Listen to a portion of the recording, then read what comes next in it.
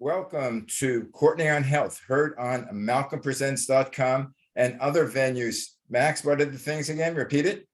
The manyshadesofgreen.com and Courtney, you got CourtneyGravanese.com.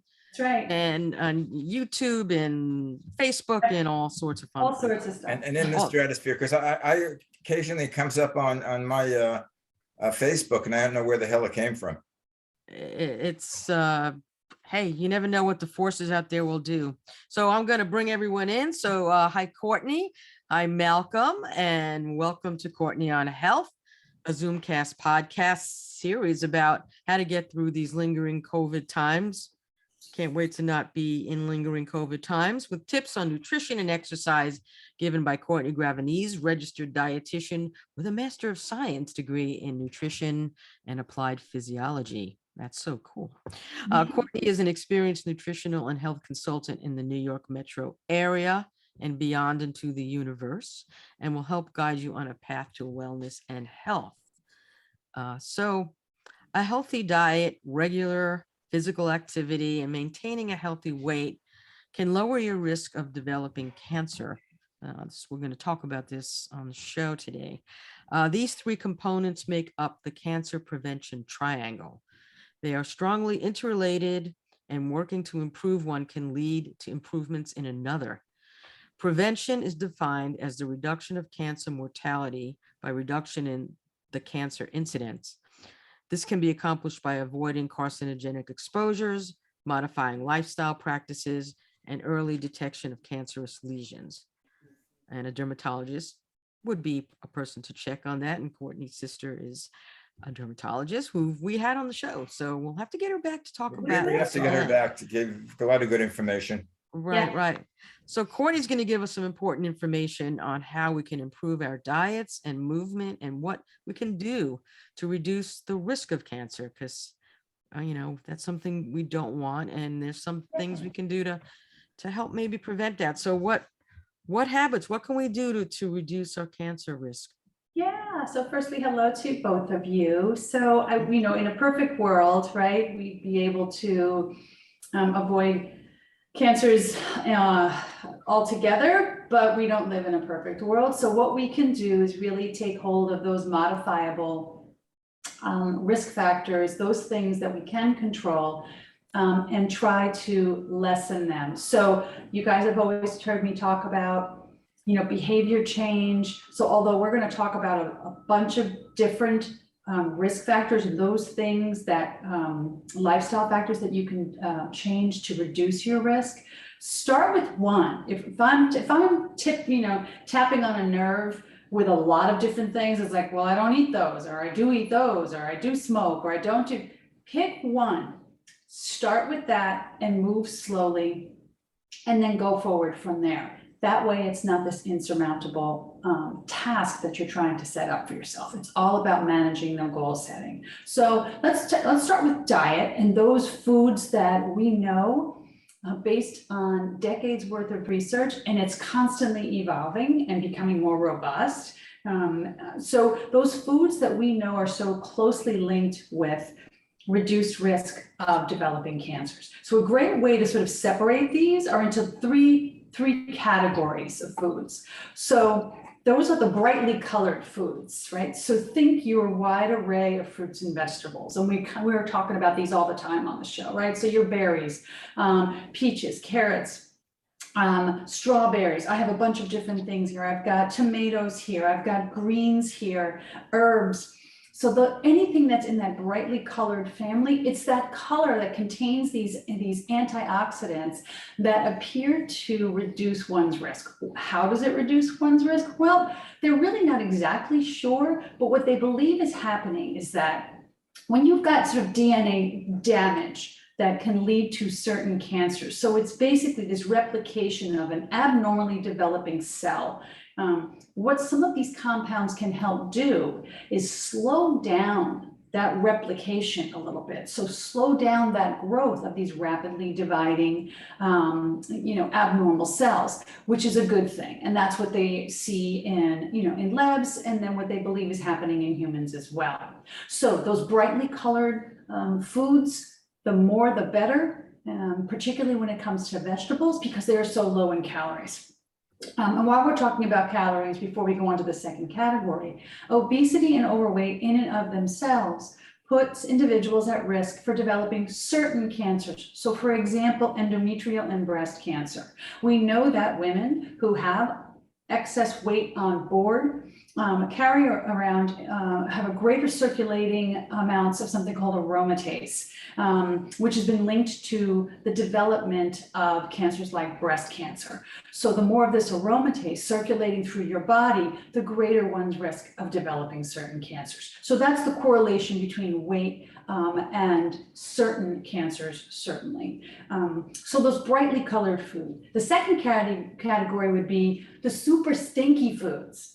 Those that have a super pungent smell to them. So your onions, your garlic, anything in that family, even things like hot peppers, lemons, limes, that pungent smell contains compounds in there that appear to be very protective of healthy cells, while at the same time trying to dial back the replication of those abnormally growing cells. Yeah, So I have a question. Are there any natural foods that we eat, without any additives that are bad for you? Yeah, we're going to talk about, well, bad for you. Yeah, I mean, we know that foods that are trans fats are particularly harmful, particularly for cardiovascular disease and possibly a role with cancers as well. Well, as long as you bring it up, we can jump right to it. Oftentimes, some people have heard about the downside of perhaps grilling like charred food. You guys might have heard of this.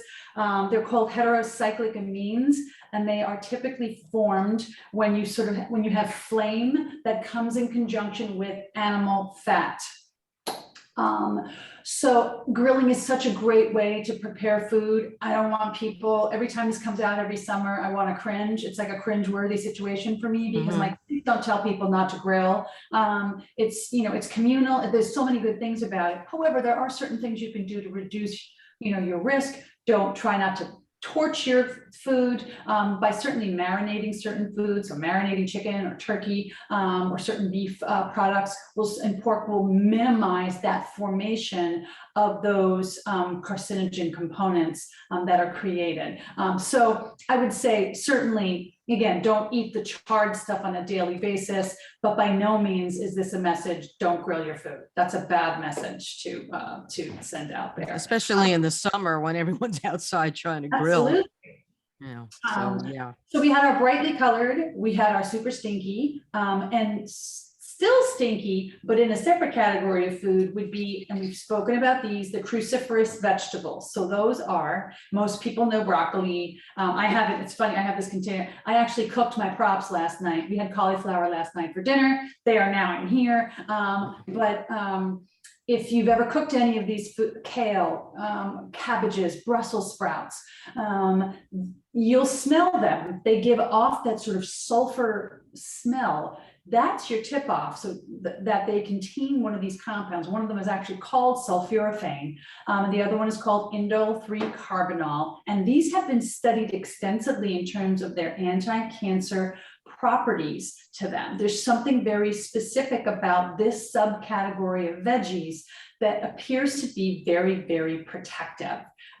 Years ago, there was a big rage about broccoli sprouts. And I remember I had clients chucking down broccoli sprouts, left and right. It's certainly one food that contains them, but that whole category of cruciferous veggies is really going to be the way to go. So embrace them. I get it. They smell a little bit, maybe grill outside, maybe don't let that be a barrier. High heat. Go ahead. Do you have a question? No, I find those vegetables, I like to eat raw. And when you eat them raw, there's no stink. That's right.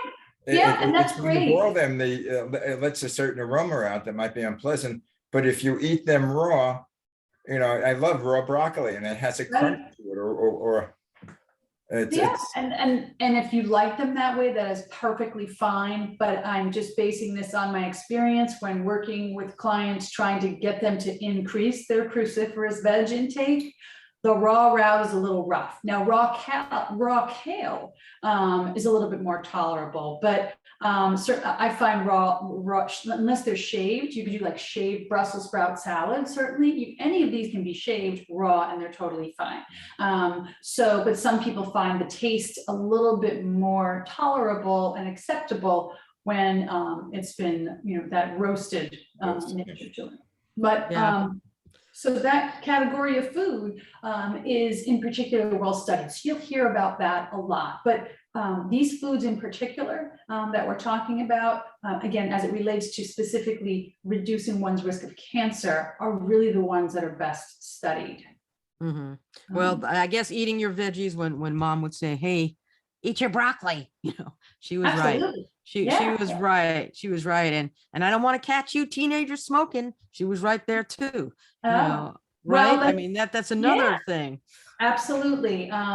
So one of the greatest modifiable risk factors, certainly for many different reasons, but particularly as it relates to reducing one's cancer risk, is to stop smoking. Now, I realize that that is easier said than done for some people. So whatever resources you can have around you to help you quit, keeping in mind that for many people, it takes many, many tries to finally quit smoking and have it stick. It's not uncommon for it to take upwards of 8, 9, 10 tries before you finally smoke free for good. So, you can consult with your healthcare provider about options for either medication, patches, gums, support groups. A lot of insurance companies have telephonic programs that you can participate in to help be that resource for you and help give you the tools to really help you stay smoke-free for good. We know its correlation to so many different cancers, but in particular, most people know about its correlation to lung cancer. Specifically. So find those resources, get the people around you who will help you with your efforts. And as I said at the top of our time together, don't try and embrace all this at once. Quitting smoking is a tough job. You can do it, absolutely can do it.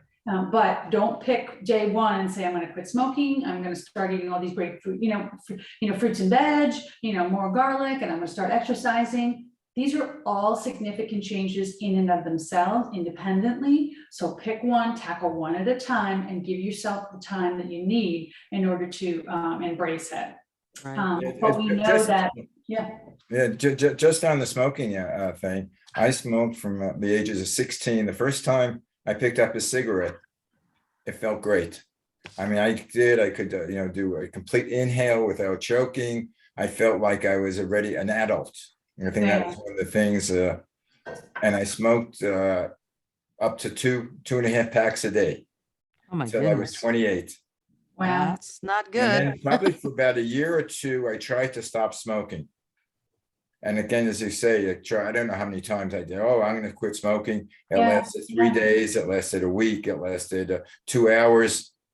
But there was finally one time I quit smoking, and I think I was like about 30 years old. And I haven't smoked since. Good for you. And the thing is, I don't miss it. I even resent the smell of smoke. Right. People Day, 40 years later stop smoking. They don't want to be anywhere near smoke. So that's so the smoking and of course there's pollution, which is a separate issue, and getting lung disease and such. I don't know if you want to go into that or go into sun exposure, because that's also another. Well, while we're here, we can certainly, touch on that. Certainly environmental factors. So even secondhand smoke, look how long it took us to come around to paying attention to what secondhand smoke does to people around us. Now, keep in mind that sort of the smoking bans that occurred around the country were not necessarily for the patrons. Most of you probably know this already. It was for the benefit, it was for the protection of the employees. So under OSHA. So OSHA, right. It took a long time for that to be more widespread. I mean, I know New York was one of the states ahead of the game, but it took a really long time for everybody else because to come around to appreciate that it's not just the smoker, it's the people around there. And this relates to things like smog, other environmental pollutants that people might be exposed to long term. So for some people, I mean, this is something that they live with. Unfortunately, maybe they live near a plant somewhere Right. that has constant emissions of something. So people just can't up and move. So I wouldn't necessarily put that in a modifiable. I mean, certainly we can do things to, minimize these emissions. So that's part of it. What are you breathing? And I will jump into, because the sunscreen relates to that. Are you breathing in or putting in your body things that really don't belong in your body? And I'm going to give you 2 examples. You guys remember, it's not even that long ago, it was a big Johnson & Johnson lawsuit about the woman who got cancer from using talcum powder. So now talcum Right. is no longer used. So, I mean, this was horrible that this happened to this woman, but what they realized is that the area of her body where she was using this, it was being absorbed into the body. So something that was meant to be topical, approved topically, now we don't use talcum at all, but was problematic long term. So this was something that took years to figure out. By the way, it took us decades to figure out smoking. So sometimes these things happen over, unfortunately, a long period of time. The reason why I bring that up is, let's talk about sunscreen for a second. I know that's super popular. I mean, I get sunscreen on yourself and your kiddos, and I know they can be squirmy any way you can. Obviously, my sister, Dr. Gravenese, is the better one, who's far better to talk about sort of risks for this. But it's the message of protect your skin, protect your eyes with a good pair of sunglasses And your hat. A hat. Yeehaw, put it on, baby. Seriously, I got my Stetson Got here. you got your cowboy gear. Yeah, cowgirl gear. Keeping that sun off of your body as much as possible, trying to avoid the hottest parts of the days, which are 10 to about 2 o'clock, which may not be practical for some people. The best lotions sunscreens are going to be the lotions. Minimum SPF, particularly this time of year, minimum 30, even 50 is better. The lotions, you want to fill up that palm of your hand and really cover, good coverage. The lotions do by far the best job. There are physical blocks, which are things like zinc oxide. Most people don't like those, because you look like you've been painted in white, but they are the best option. Well, now they have clear zinc. Yeah, they're definitely better. You can get mineral, you can get definitely, if you search, if you do a good search, you'll find the zinc ones that are clear, and also through a dermatologist, your sister probably knows. Yes. And those are the best bet, actually. They've come a long way. You're absolutely right, Maxine. Some of them still leave a little bit of a residue, but still they're great. And they work, fairly, quickly, because like I said, it's a physical block. The other options are the chemical block. Now a lot of them, the benzene base, the oxybenzone, most of that has been removed from sunscreen products. So fortunately, that's a better option now, but that would be the best way to go. These are wildly popular. I don't know if you guys can see these. These are the spray sunscreens. So I think I told you guys I was away these last couple of days, and I was poolside, and there was a mom, and believe me, I get this. My son can't stand sunscreen. You would think I'm putting acid on him when I run after him trying to get, okay? So I get that he prefers this stuff, but I'm watching this dad spray up his kids, and this was the entire time I was there. Most of it is going into the air, right, and very little going on the bottom. So the first issue with that is you're not getting the coverage that you need. It's sort of a false sense of security that you're actually getting decent coverage. The second part of that, and this I did learn from my sister, and I feel like it's one of these things that years from now we may see like, oh my gosh, why didn't we see this? This is not meant to be inhaled. It's meant to it's approved for use on the skin, and it's safe on the skin. So if you're going to use these, and this was again from my sister, the best advice is hold your breath. Don't breathe it in. It is not meant to be inhaled.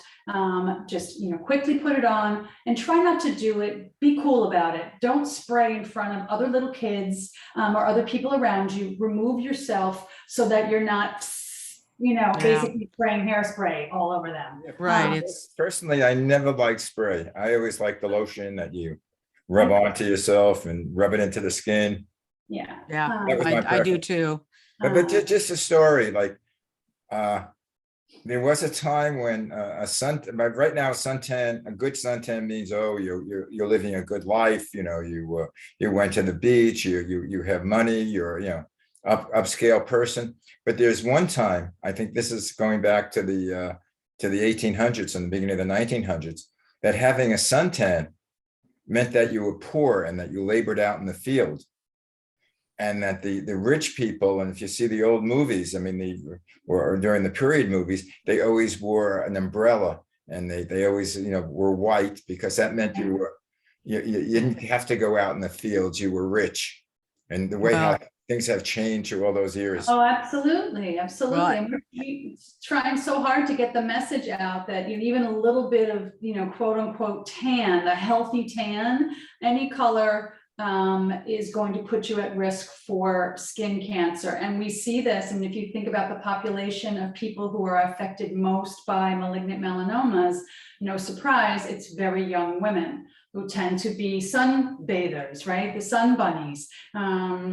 So yeah, talk to me about it. Use the reflectors on your face. Yeah, hey, and wait, and baby oil. With baby oil and a sun reflector on Bay 4 in Brighton Beach, and they'd all be there with this. It was insane. You could see pictures of it. You would go, what is wrong with you people? It's like, well, I don't know whether it's true or not, but I think in those days it was the natural atmosphere was blocked out certain rays of the sun. So it wasn't as lethal as it is now. I think now we don't. No. I grew up on the beach, the same as you in Coney Island. Yeah. And I did my baby oil, and I had the reflector, and I didn't wear a suntan lotion.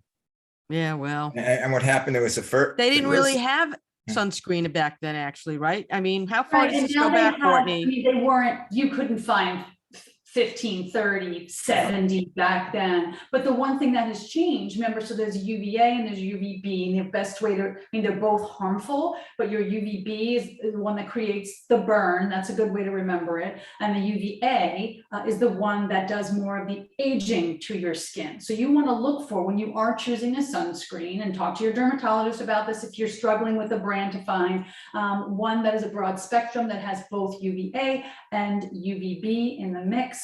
And see, but some people are very sensitive to scents and things like that. So between you and your dermatologist, you should be able to find a good mix for it. But the whole idea is to use it, apply it liberally. Even though they say water resistant, they're not magical. Okay, so if you come out of the water or you're perspiring, I know we spoke about this, if you're exercising outdoors, you want to make sure that you're reapplying sunscreen after coming out of the water, or if you've been perspiring a great deal. What about clothes now? They have clothes that have on it that it's good for the sun. You can reduce your burn. That's a new thing. I see people on beaches wearing long sleeves, lightweight shirts that are UVB whatever protected. Right. So it's UPF, you'll see, and I see them all over the place. Sort of one of the oldest brands, and I did learn this from my sister, is called Coolibar, COOLIBAR. But Athleta has them. They're all over. I mean, you can sort of quote unquote generic brands that they're even in, like Kohl's, for example, and you can look for them. Bathing suit material. It's a great material to have if you are going to be outside. So all of these things are your first line approach to minimizing skin cancer risk. And obviously see a dermatologist if there's anything peculiar that you're seeing on your body that is not going away, within, a couple of weeks. If you're in doubt, best thing to do is to get it checked. Don't mess around with that. while we're talking about, and although you said first line for skin cancer, absolutely sun protection with sunscreen. Try and stay out of the sun if you can. Hats, sunglasses, but there are foods, many of which we just mentioned. Actually, one of the articles in Stroll Chappaqua that we talked about a couple of weeks ago, my article talks about those foods that may be helpful in protecting your skin as well, not only because they're hydrating, but because they may be helpful. Think of them as an assist, a good second assist to your first line approach of protecting your skin. That's important. Yeah.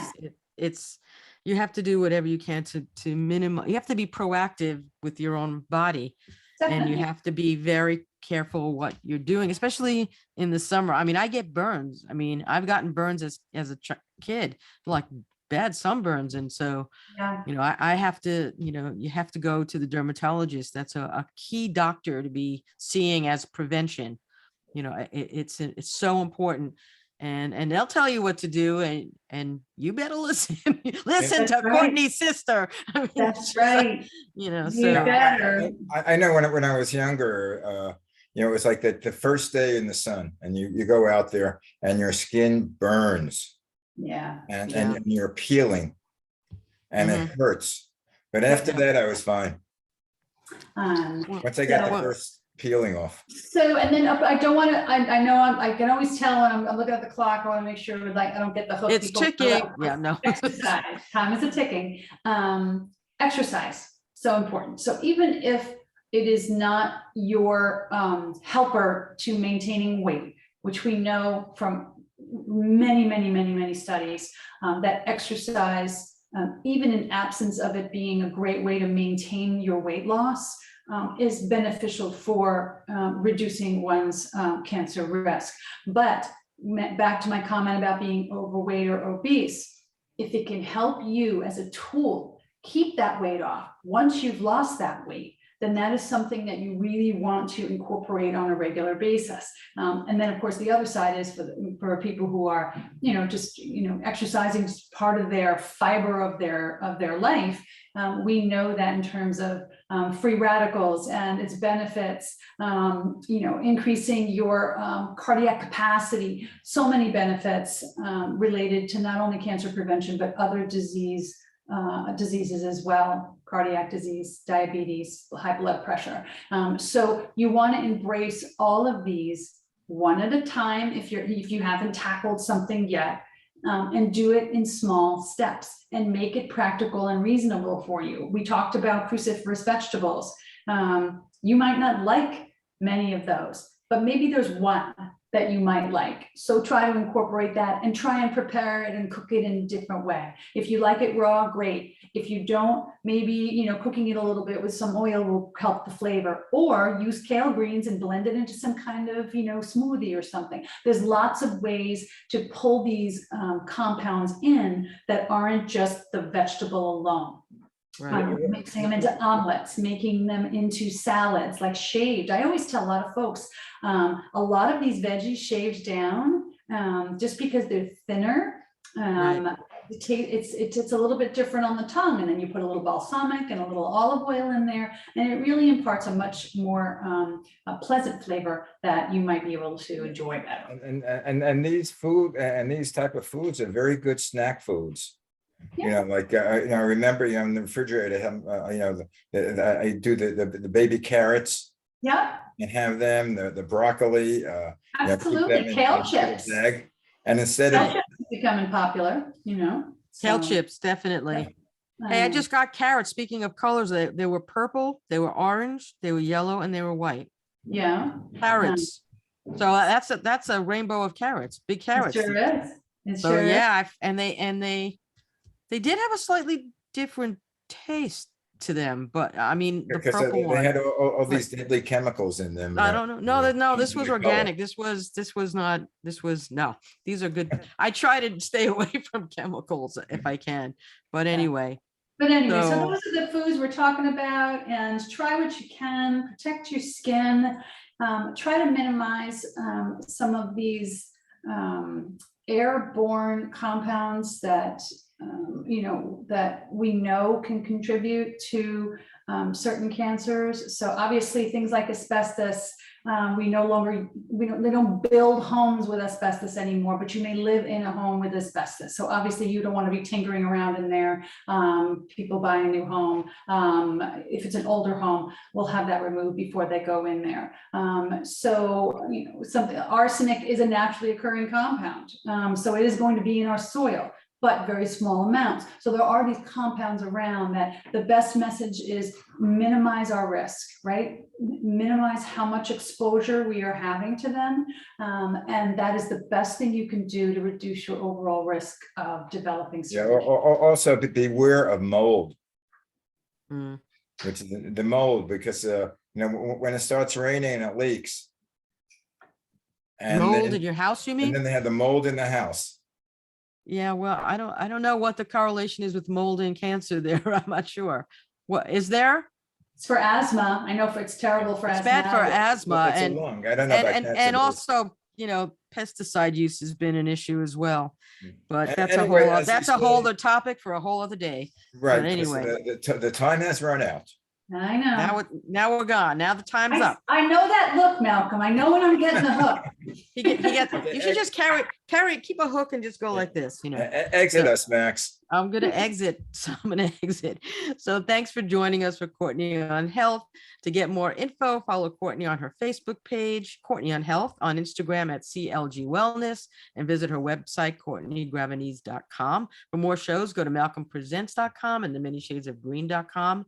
This is Courtney on Health, Smart Sound Nutrition, Strong Safe Fitness, and we'll catch you again next time. And by the way, all back shows are on MalcolmPresents.com, and you have, I think, a year and a half of healthy suggestions. Right. So be safe, have a good, be careful in the summer, and we'll see you guys next week with a new show. Ciao, bambinos. Bye. Ciao. Bye.